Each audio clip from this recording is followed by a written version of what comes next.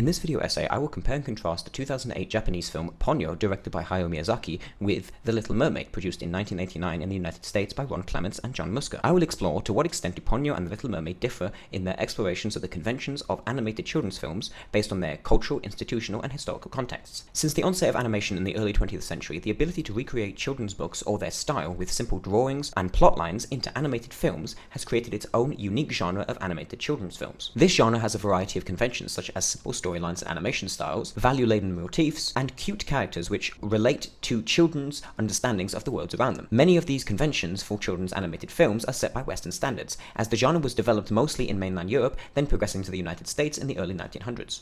This topic is important to explore, as what we are teaching and showing our children from a very young age is extremely important to understand. What we might have thought of as a one-dimensional genre is changing due to various cultural, institutional, and historical contexts. These two films are both classic children's films to their respective audiences, though they differ significantly in their cultural, institutional, and historical contexts. They are both also adaptations of a classic Danish fairy tale, The Little Mermaid, written by Hans Christian Andersen in 1837, thus presenting an excellent opportunity to analyze how these differences in contexts manifest themselves in different genre conventions. Ponyo, released in Japan, is directed by Hayao Miyazaki, the founder of Studio Ghibli. The film is tailored for the audience of Japanese children, produced by a Japanese studio, and thus reflect the cultural influences of Japan, institutional influences of the studio, and historical context of its creation. On the other hand, The Little Mermaid was produced in the United States. The film was directed by Ron Clements and John Musker under the world-famous Disney Studios, and is one of their most successful productions to date. The film was made with the time period and Western conservative demographic in mind, and must also reflect its cultural, institutional, and historical contexts.